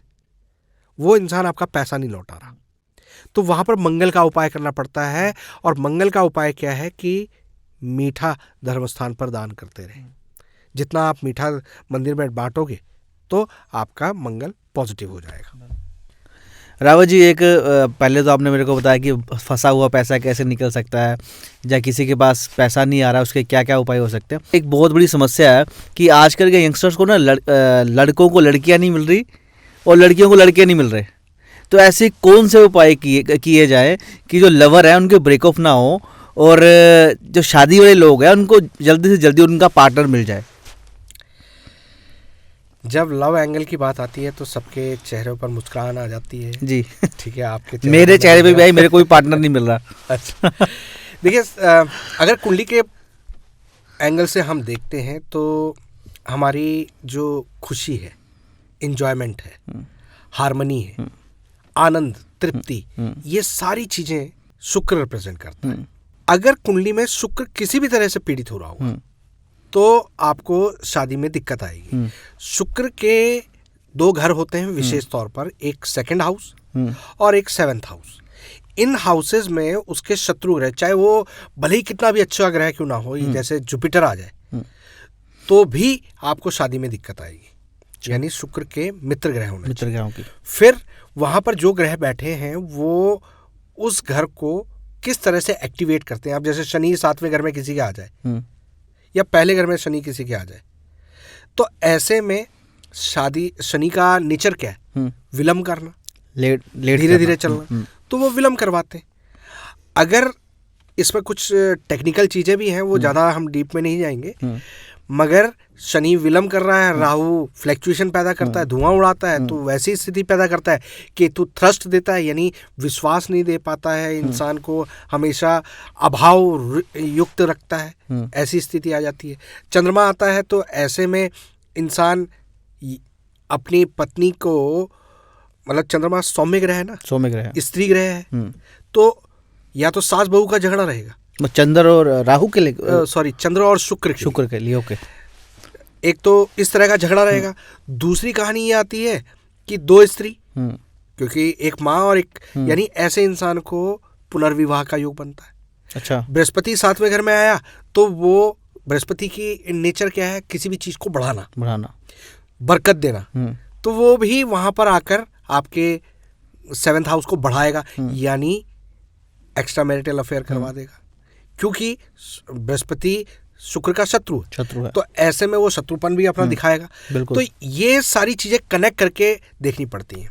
अब बात आती है कि लव वंस जो भी हैं, एक दूसरे को कैसे उनके अट्रैक्शन बने और वो सारी चीजें। देखिए, शुक्र हमेशा आबाद रहता है शनि के छत्र छाया में। अच्छा। आपने देखा होगा जब भी रात होती है तो पहला तारा एक टिमटिमाता है जो एकदम तेज चमकता है, वो शुक्र है। यानी शुक्र शनि के साथ सबसे ज्यादा कंफर्टेबल होता है, आबाद होता है। तो जो भी हमारे जो मियाँ बीबी होते हैं, जो एक्चुअल में मैरिड लाइफ में एंटर हो चुके, उनके लिए जो भोग का समय है, अच्छा, वो रात का होना चाहिए। अगर सूर्य के समय पर भोग करोगे तो आप लोगों के बीच में डिफरेंसेस आने शुरू हो जाएंगे। अच्छा, ऐसा भी होता है? बिल्कुल, सूर्य जला देगा शुक्र को, क्योंकि दिन के समय पे आपको वो तारा नजर नहीं आता, जबकि वो वहीं पर है। तो इसी प्रकार से ये चीज होती है। अब बात आती है कि ऐसे में रेमेडी क्या की जाए, या जिनका अभी सिर्फ अफेयर चल रहा है वहां पर क्या किया जाए। तो देखिए, अगर शुक्र को बेहतर रखना है तो शुक्र खुशबू है, किसी भी चीज का आनंद है जिससे आपको मन में प्रसन्नता आती है। तो सबसे बेस्ट तरीका हमारे पास डीओ, परफ्यूम, इनको यूज करो, आपका शुक्र हमेशा इम्प्रूव रहेगा। दूसरा कि आप अपने आप को जितना साफ सुथरा रख सकते हो वो शुक्र को इम्प्रूव करता है। लेकिन जिनको भी जहाँ पर क्लैशेस आ रहे हैं, झगड़ा बहुत ज़्यादा हो रहा है, वहाँ पर उन्हें एक मिट्टी के कुल्हड़ में, अच्छा, या मिट्टी की छोटी छोटी कुजियाँ आती हैं, उसमें जौ भरकर लगातार 7 दिन उसे जल प्रवाह कर देना चाहिए। अच्छा, आप देखेंगे कि आप लोगों के बीच में जो भी झगड़े विवाद हैं वो कंट्रोल हो जाएंगे। ये कोई भी कर सकता है या कोई पर्टिकुलर ग्रह हो? नहीं, तो जो तब भी इस सिचुएशन में, जो इस सिचुएशन में है, जो इन सिचुएशन में है जहां पर लड़ाई झगड़ा, जो यहाँ पर जौ जो है राहु को रिप्रेजेंट करता है, राहु लड़ाई झगड़े को और इसके लिए कुंडली देखने की जरूरत नहीं पड़ेगी? नहीं, इसके लिए कुंडली देखने की जरूरत नहीं पड़ेगी। इसी प्रकार से बिना कुंडली देखे हम एक और उपाय कर सकते हैं कि मान लो कि आपस में प्रेम था और किसी कारणवश अब वो एक पार्टनर छोड़ के जा रहा है, नफरत कर रहा है, इस तरह की कोई सिचुएशन आ रही है, या लड़की लड़का तैयार है, पेरेंट्स नहीं मान रहे, तो 400 ग्राम चीनी ले लो और 4 दिन उसको जल प्रवाह कर दो। उन सबका नाम ध्यान करते हुए जो आपको, जो मान नहीं रहे, अच्छा, जिनके अंदर मिठास नहीं आ रही है, इससे उनकी जिंदगी में मिठास आने आ रही है, की, ऐसा कोई भी कर सकता है? ये कोई भी कर सकता है। ये तो बहुत बढ़िया है, करके देखो और फिर फल देखो। अच्छा, मेरे को एक चीज़ ना, मैं जैसे हम लोग या अपना हिंदी पॉडकास्ट पंजाब में शूट कर रहे हैं, तो मैं जब निकल रहा था इस पॉडकास्ट के लिए, तो रास्ते में मेरे दोस्त आपस में हम लोग बातचीत कर रहे थे कि आज ऐसे ऐसे करके रावत जी आएंगे, तो हम लोग एस्ट्रोलॉजी पे पॉडकास्ट करने जा रहे हैं। कोई पंजाब ना इस समय बहुत सारी चीज़ों से घिरा पड़ा है, उसमें मेन सबसे बड़ा जो मेजर इशू है वो है नशा। तो पंजाब में ना बहुत सारा यंगस्टर, बहुत सारे लोग जो नशे की चपेट में है, तो क्या कोई ऐसे भी उपाय होते हैं कि जिससे जो नशा है वो आदमी का छूट सके? जैसे कोई ड्रग्स लेता है, कोई गांजा ले रहा है, तो ऐसे कौन से उपाय हैं कि जिनसे वो इस लत से बाहर आ सके? क्या उपायों से मदद मिल सकती है क्या? देखिए, जो आपने मुद्दा उठाया है ये आज के टाइम में पंजाब का तो बहुत बड़ा मुद्दा है, लेकिन ये पूरे भारत में, पूरे हमारे वर्ल्ड में इस चीज़ की प्रॉब्लम आ रही है। देखिए, सबसे पहली बात तो ये आती है कि हम नशा क्यों करते हैं। नशा हम अपने आप को कहीं ना कहीं अपने माइंड को रिलैक्स करने के लिए करते हैं। हमारे माइंड में जब हमारे माइंड की कोई कमांड चलती है तो हमारी बॉडी उस पर हरकत करती है। माइंड तो जाके हरकत नहीं करता ना। माइंड जो होता है वो बुध होता है। जब भी बुध किसी तरह से क्षतिग्रस्त हो जाएगा, अब बुध यानी हमारे दिमाग में कोई विचार आएंगे, कोई थॉट्स आएंगे, तो वो हमारे माइंड को कंफ्यूज करेंगे, डिप्रेस करेंगे, और उसके कारण हमारा मन परेशान होगा, हमारी बॉडी अलग हरकत करेगी, और फिर हम लोग उसका सॉल्यूशन ढूंढने लगेंगे। क्योंकि अल्टीमेटली हमें क्या चाहिए? आनंद, शांति, एक सेटिस्फैक्शन, दैट इज शुक्र। अच्छा, अब शुक्र लग्जरी है, कंफर्ट है, कंफर्ट। अब उसका शॉर्टकट तरीका क्या है कि थोड़ा सा नशा करो, आपका माइंड सुन्न हो जाएगा, बॉडी को कमांड नहीं करेगा, कनेक्शन कट जाएगा, आप रिलैक्स लगोगे और आपको ऐसा एहसास होगा कि जैसे सब कुछ प्राप्त कर लिया। यही होता है ना? बिल्कुल।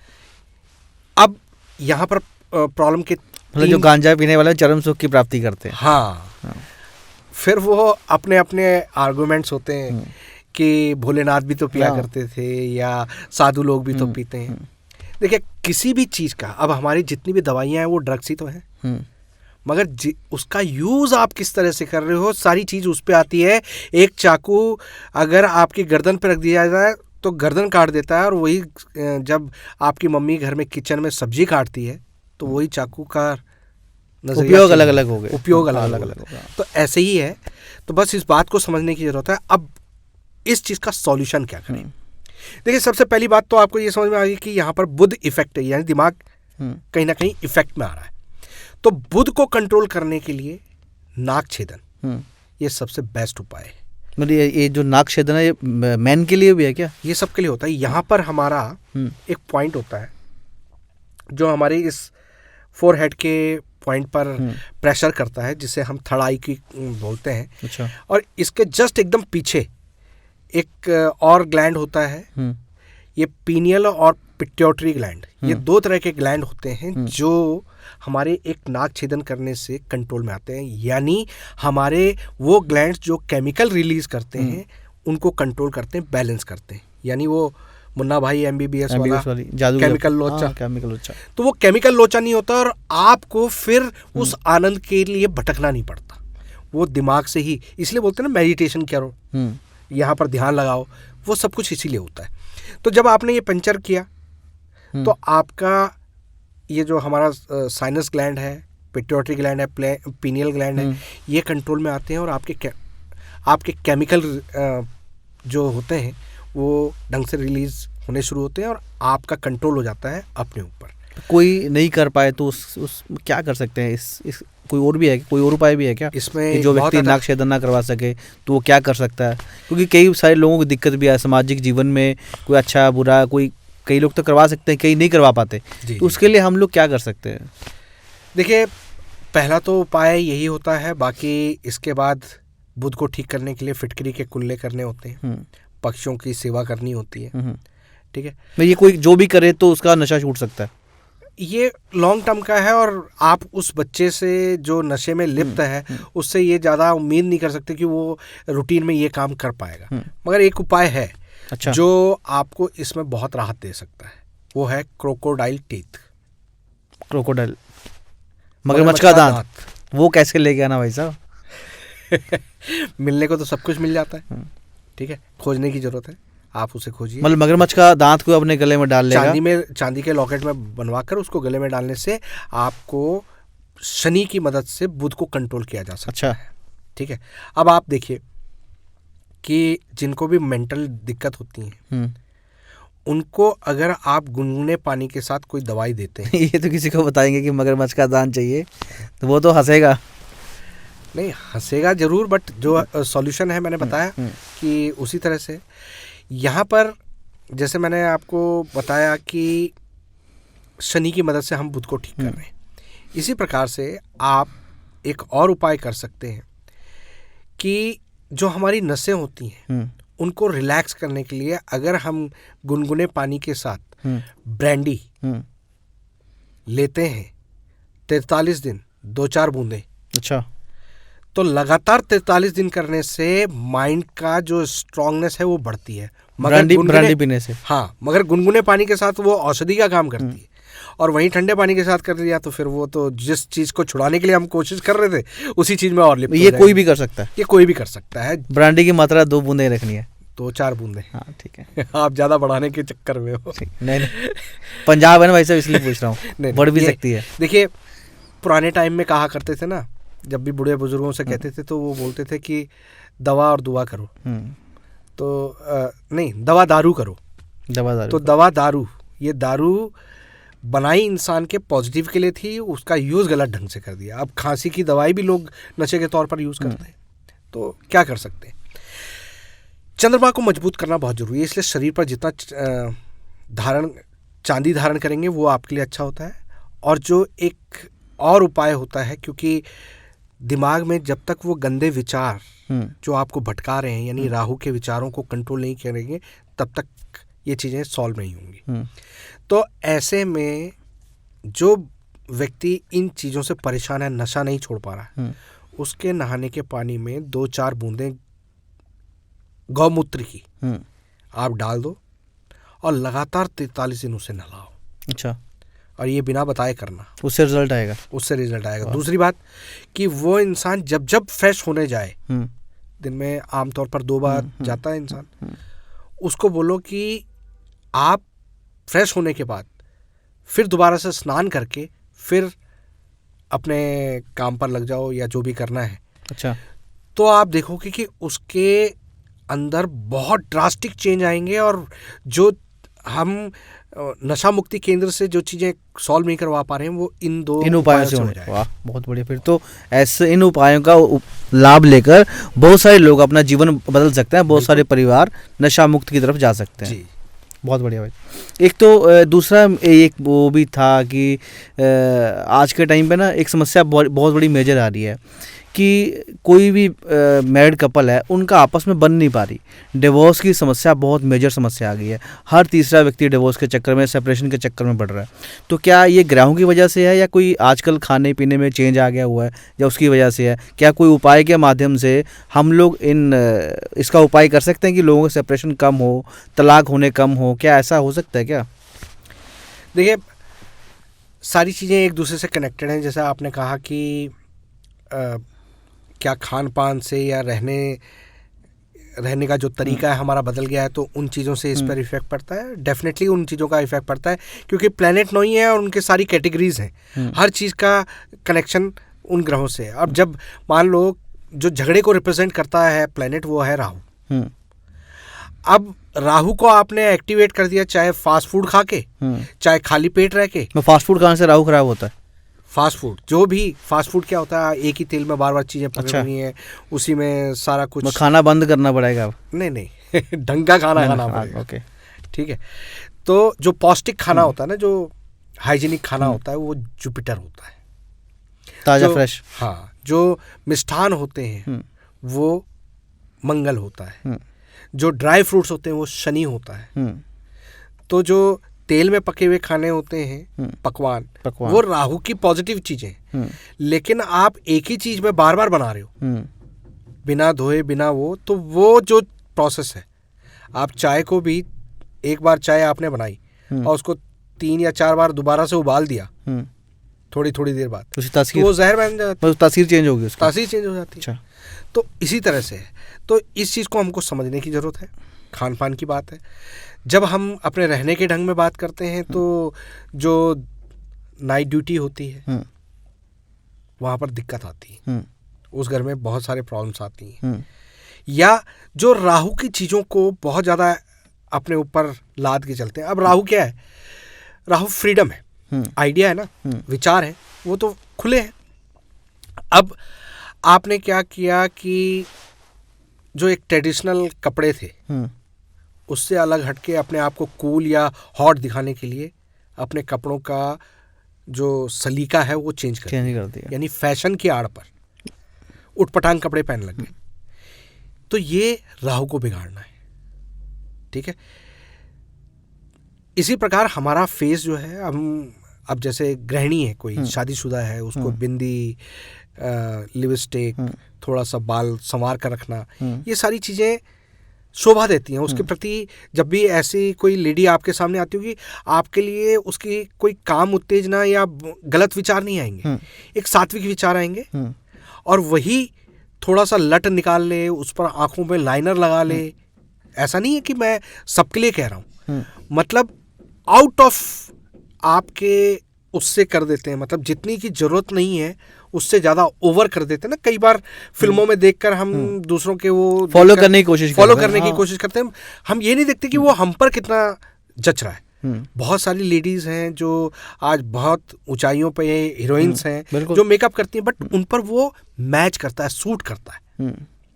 तो हमें ये पहले तो देखना पड़ेगा कि हम दूसरे को देखा देखी में जो ये खामा खा का लिपा पोती करते हैं, ये आर्टिफिशियल जो भी चीजें हैं, ये सब राहु हैं। और इनके कारण आपके रिलेशनशिप में, आपके शादी में तलाक होने की और ये सारी घटनाएं घटती हैं।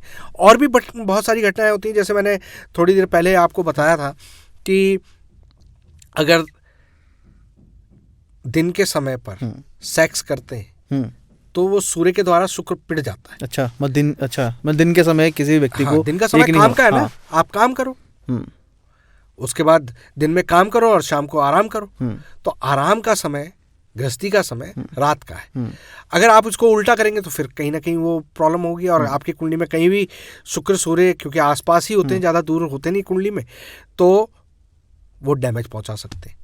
और तलाक हो सकता है। ये मेन रीजन है। हाँ। अब इसी तरह से बृहस्पति होते हैं।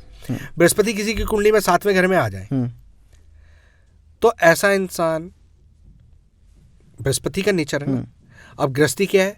हमारा भोग विलास, हमारे कंफर्ट, हमारा आराम का जगह, हमारी पर्सनल लाइफ की जगह। अब पंडित जी को आपने बार में बैठा दिया, ठीक है, या घर में बैठा दिया, तो 7th हाउस की जो प्रॉपर्टीज है वो खत्म हो जाएंगी। अब ऐसे में क्या होगा? या तो जो पार्टनर है वो पहले तो इन दोनों के बीच में क्लैशेस होने शुरू हो जाएंगे, फिर दोनों में से एक बाहर घूमने लग जाएगा, दूसरा कोई पार्टनर ढूंढने लग जाएगा, एक्स्ट्रा मैरिटल अफेयर। आप घर में घंटियां बजा रहे हो, घर को पूजा का स्थान बना दिया आपने, तो शुक्र का पूरा डैमेज कर दिया। पहली बृहस्पति डैमेज कर रहा है और ऐसे में आपने वो भी कर दिया, तो वो सोने पे सुहागा हो जाता है और उसके कारण मतलब घर पे मंदिर नहीं बनाना चाहिए, हर किसी के लिए नहीं है। अच्छा, 7th हाउस के बृहस्पति के लिए, मतलब उसको घर पे पूजा भी नहीं करनी चाहिए? नहीं, ऐसा नहीं है, पूजा पाठ करो। अब मम्मी को या पापा को हम पापा बोलते हैं, तो इसका मतलब ये तो नहीं है ना कि हम हमारी रिस्पेक्ट में कहीं कमी है। अब हम हर जगह पर मिस्टर पापा बोलेंगे तो वो अटपटा लगेगा। तो हम भगवान को पूजते हैं तो दिल में पूजो, दिखावे पे मत जाओ। बस लाल किताब ये कहती है कि जो भी भ्रम है, आर्टिफिशियल आप बना रहे हो, वही आज आपके हर प्रॉब्लम का कारण है। नहीं, मैंने ना आपके एक वीडियो देखी थी, तो वीडियो में आपने कहा था कि ऐसे इन घरों में ये ग्रह हो तो बंदे को मंदिर नहीं जाना चाहिए। तो ये आज के टाइम पे तो पॉसिबल नहीं, किसी को बोलेंगे कि आप मंदिर मत जाओ तो बड़ा उटपटांग सा लगता है। तो ऐसे क्या है कि मंदिर अगर बंदा जाएगा तो क्या उसका क्या खराबी हो जाएगी? ऐसा क्या, ऐसे कैसे पॉसिबल हो सकता है? ऐसा नहीं होता कि ये सबके लिए लागू है।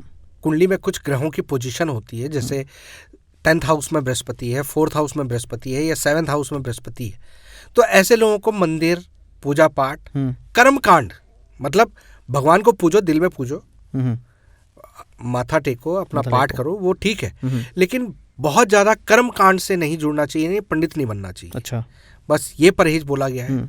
मूर्ति स्थापना नहीं करवानी चाहिए, ये चीजें बोली गई हैं।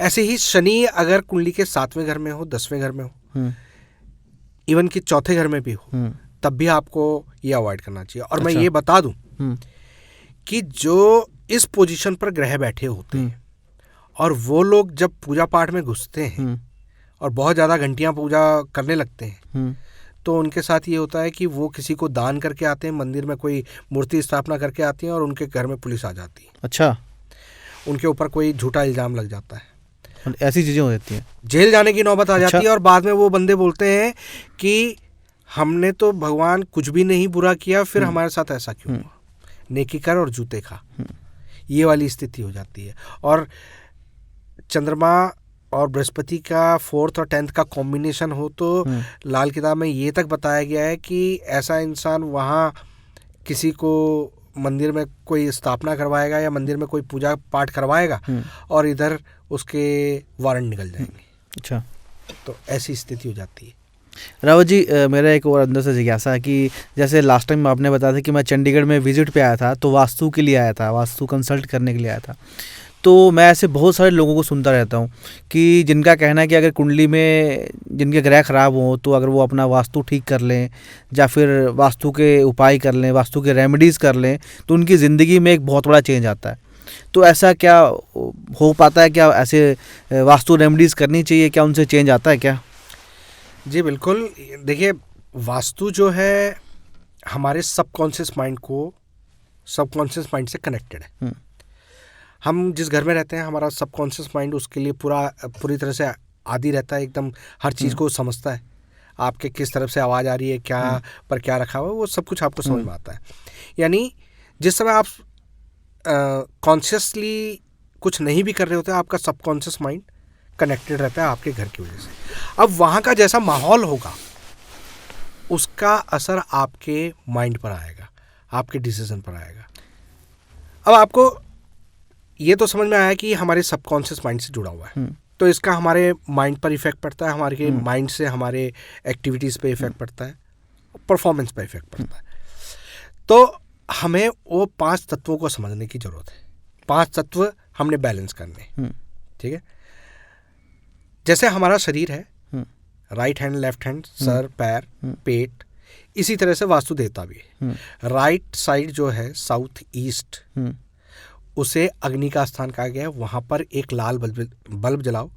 आपके घर में कभी भी पैसे रुकने वाली समस्या, पैसा ब्लॉक होने वाली समस्या, कोई पैसा मार के चला गया, कहीं पैसे डूब गए, ये चीज़ें कंट्रोल हो जाएंगी। अच्छा।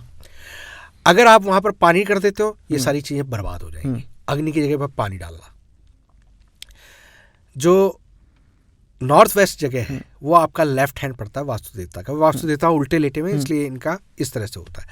अब वो जगह वेस्ट की है, वो जगह south west sorry north west जो है वो आपका लेफ्ट हैंड पड़ता है। Left hand support and waste and drainage का है। तो इससे संबंधित कोई भी चीज आप वहां पे रखोगे अच्छा है। अब जैसे किसी लड़की की शादी करवानी है, शादी के लायक है, उसको नॉर्थ वेस्ट में बैठा दो, उसका रूम वहां पर बना दो, तो उसकी शादी जल्दी हो जाएगी, क्योंकि वहां से वो निकल जाना है, ड्रेनेज हो जाना है।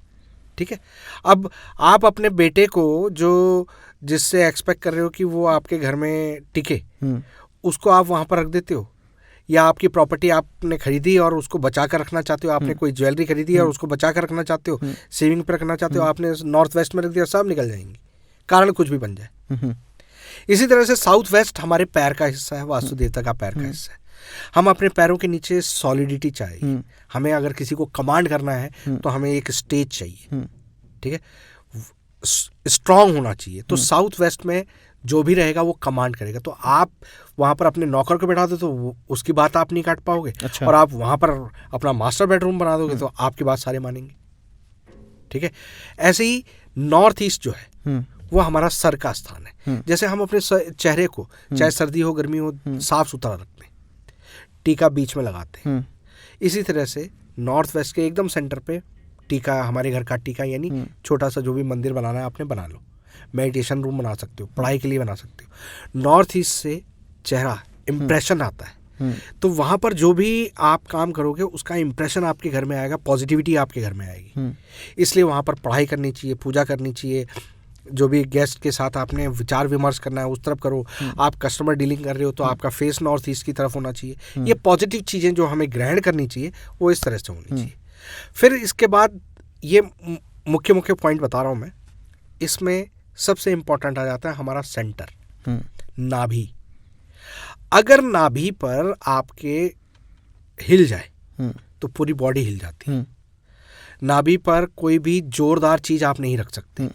बेल्ट ऊपर लगाओगे, नाड़ा ऊपर बांधोगे, नीचे बांधोगे, मगर नाभि पे नहीं करोगे। इसी तरह से हमारे जो ब्रह्म का क्षेत्र होता है, सेंटर ऑफ हाउस, उसे हमें हमेशा खाली रखना चाहिए। जिस तरह से हम अपने नाभि के साथ वास्तु पुरुष के हिसाब से, हाँ, तो घर के सारे सदस्य ठीक रहेंगे। फिर अब बीमारियां आती हैं घर में, तो दोस्तों जैसे आप देखते होंगे कि अगर आपके हाथ पे कोई चोट लग जाए तो वो सहन की जा सकती है। बेस्ट टिप्स बता दो वास्तु के, हेल्थ के लिए, मैरिड लाइफ के लिए, सक्सेस के लिए, अट्रैक्शन के लिए, हर कोई बंदा फेमस होना चाहता है उसके लिए, 7 टिप्स ऑफ वास्तु। अब वास्तु के कुछ इंपॉर्टेंट टिप्स मैं आपको देता हूँ। जैसे आप के घर में बीमारियां चल रही हैं या आप बीमारी से कंट्रोल होना चाहते हैं, जब कंस्ट्रक्शन करवा रहे हो तो उस समय ध्यान रखो कि आपके वास्तु देवता की बॉडी से, यानी बीच से ऐसे में कोई भी नाली ना जाए। अच्छा, पहला पॉइंट। और अगर ये प्रॉब्लम हो चुकी है तो उस चीज़ को ठीक करने के लिए आपको अपने घर में जो साउथ वेस्ट डायरेक्शन है वहाँ पर एक कांच के बाउल में नमक भरकर रख देनी चाहिए। और यही चीज़ें आप अपने टॉयलेट्स, जितने भी टॉयलेट्स आपके घर में हैं वहाँ पर कर लेनी चाहिए। और उसको 15 दिन में, 20 दिन में उसको फ्लश कर देना चाहिए, फिर दोबारा से नया रख देना चाहिए। तो इस तरह से घर में हेल्थ के इश्यूज दूर होते हैं। पहला पॉइंट हो गया। जो लोग फेम पाना चाहते हैं, सक्सेस प्राप्त करना चाहते हैं, उन लोगों के लिए 2 बेस्ट जगह हैं, एक साउथ और एक नॉर्थ वेस्ट। अच्छा, इन दोनों डायरेक्शन में वो अपनी जो भी एक्टिविटीज़ करते हैं, अपने शील्ड वगैरह रखते हैं, अपने जो भी परफॉर्म कर रहे हैं या जिनको गुरु मानते हैं उनकी वो चीज़ें रखते हैं। तो जिस चीज़ को वो अचीव करना चाहते हैं उस तरह की चीज़ें उनको कहीं ना कहीं एनर्जी देती हैं। धन की सेविंग के लिए अपने घर के नॉर्थ डायरेक्शन को ठीक रखना होता है।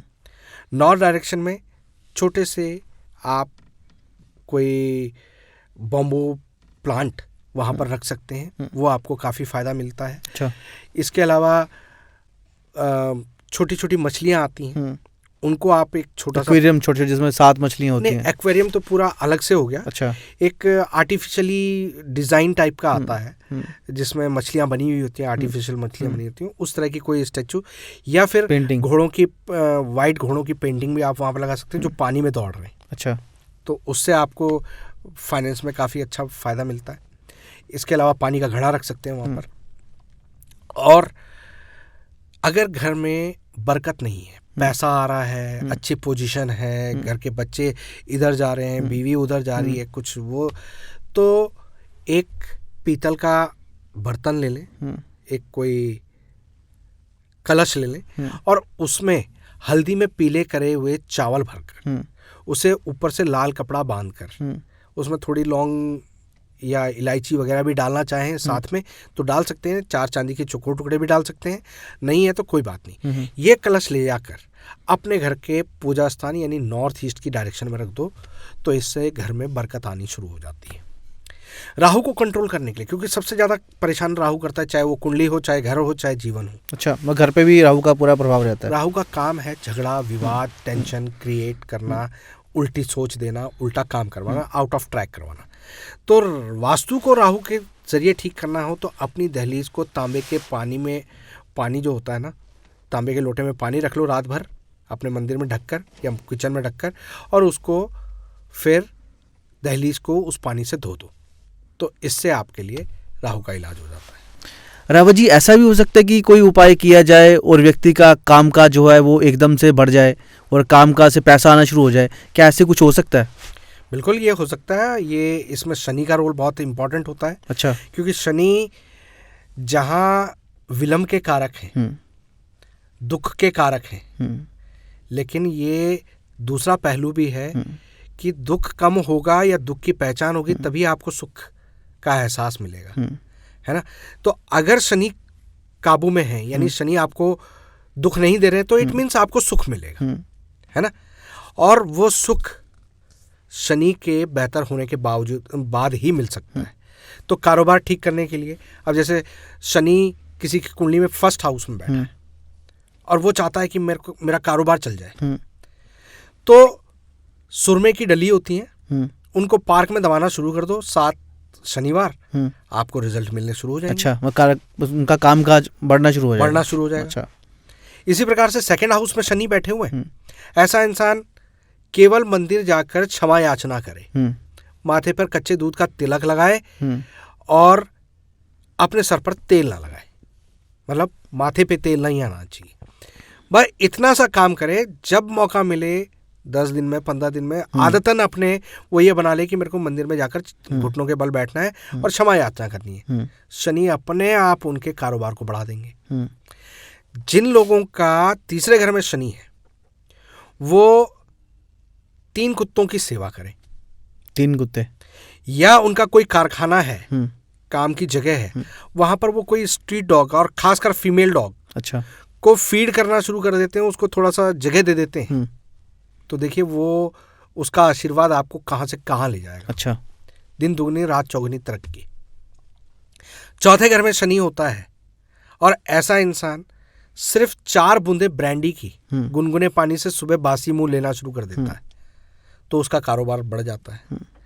5वें घर में शनि हो, बंदरों की सेवा करो, बंदरों को गुड़ चना खिलाओ और आप कारोबार देखो अपना।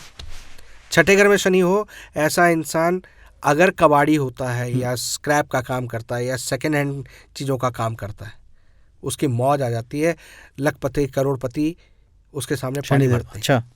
6ठे घर का शनि की ये खास बात है। मगर ऐसा इंसान नया कुछ भी खरीद लेता है ना शनि का, तो उतना ही उसकी बैंड बच जाती है, दिक्कत हो जाती है। 7वें घर में शनि उच्च के होते हैं, मगर ऐसा इंसान अगर कारोबार में फायदा नहीं कमा पा रहा है तो शनि को बुध से मिला दो। एक तो जो पेन होता है ना, काला पेन इंक वाला, अच्छा। वो यूज़ करना शुरू करे अपने हिसाब किताब के लिए, और बांसुरी में देसी खांड भरकर किसी पार्क में दबा दे, घास वाले मैदान में दबा दे, 7 शनिवार करे, कारोबार देखो कैसे दौड़ता है।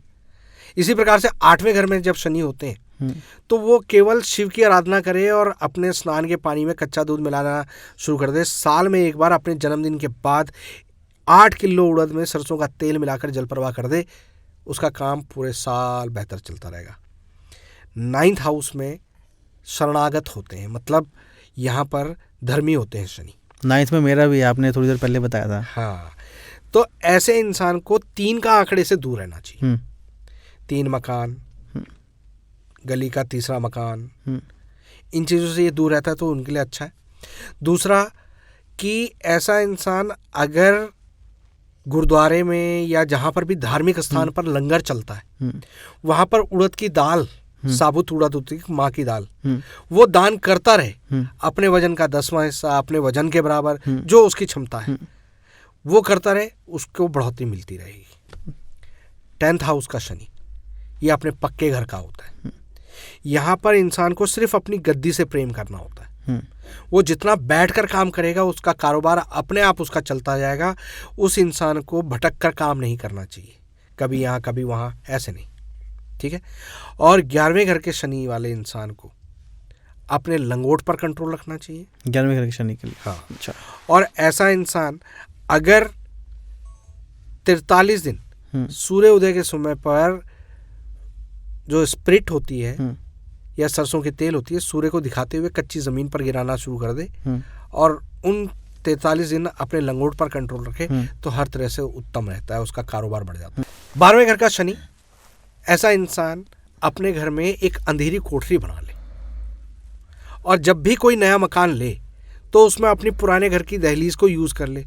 बस देखो 12 मकान उसको प्राप्त हो जाते हैं, इतना कारोबार बढ़ जाता है।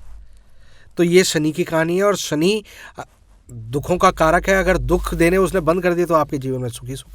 नमस्कार, अगर आपको हमारा हिंदी पॉडकास्ट अच्छा लगे तो हमारे चैनल को लाइक और सब्सक्राइब जरूर करिएगा। धन्यवाद।